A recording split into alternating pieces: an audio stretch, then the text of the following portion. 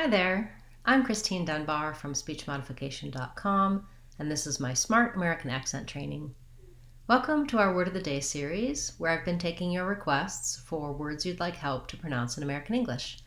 Today's request was for the words introvert and extrovert, and we'll also look at the words introverted and extroverted, as well as introversion and extroversion, as long as we're here. So first, let's look at the word introvert.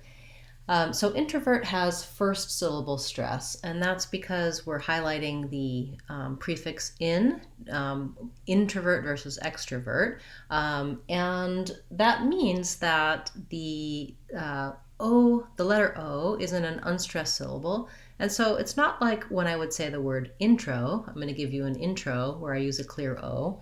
Instead, that O changes to a schwa sound. It sounds like a. So I'm going to rewrite it as introvert,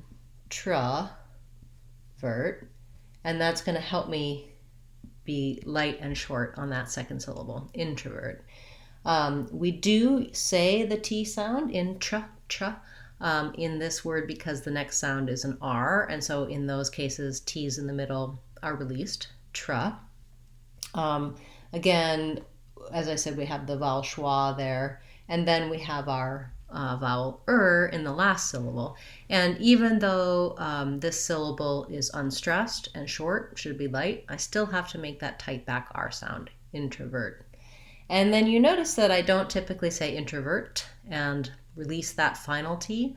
Typically, when there's a T at the end of the word in American English, we will make that a stop T. So I go up to make the T, introvert, and I don't release it.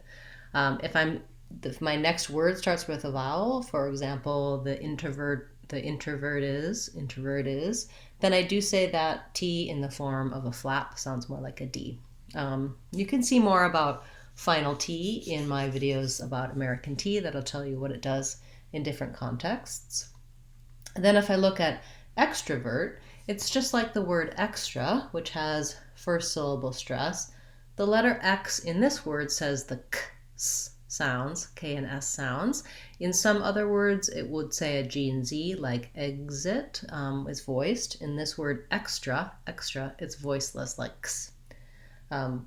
That syllable is stressed. And then again, my letter A is going to say the schwa sound. It sounds like so I have extra, and then again, same ending, vert, extrovert. So where I mentioned the T, it matters when I change to introverted,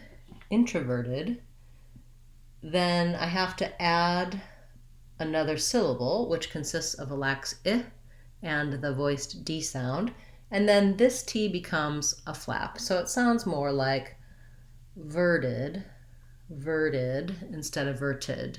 Americans will use that flap T between two unstressed vowels. So introverted, same thing with extroverted. We kind of lose that T and it becomes did. And then if I have introversion, let's just rewrite that so we have room. Introversion. I'm introverted means I am prone to introversion. Then we have the stress changes to be on the ver syllable, like version. Version is not an easy word, and I do have a video, two different videos talking with two different versions, talking about the word version. What I would watch out for there is that this letter S says the zh sound. So it's like an SH, sh, but with my voice on, zh. So I would build that from version, where the ver is stressed, and then finally put in my introversion. Actually, I think it might have first syllable stress, introversion. Okay, so secondary stress on the version. I still have my stress on the introversion, but I would still build it from version so that you get that challenging part of the word correct. And then same thing with extroversion, introversion and extroversion. Once I can say introvert, extrovert, introverted, extroverted, etc. by themselves, I want to start using them in some short phrases so that I can say them easily and naturally in my everyday speech. So let's try a few. Are you an introvert or an extrovert. My neighbor is really extroverted. I've always been very introverted myself. I wonder if there's an equal amount of introversion and extroversion among people, or if there's more of one type of person than the other. Okay, so I hope that helped you with the words introvert and extrovert, as well as some of those variations on those words. If you have a request you'd like to see as part of our series, you can leave it in the comments for this video or any of my videos. We'll be back again tomorrow with another Word of the Day class, as well as on Friday with our live question and answer class.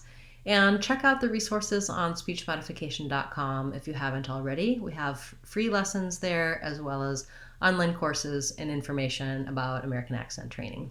Thanks so much for being a part of the series and for all of the support of you subscribers, channel members, and first-time viewers. I'm Christine Dunbar from speechmodification.com. Remember, if you want to sound like a native speaker, you need speechmodification.com.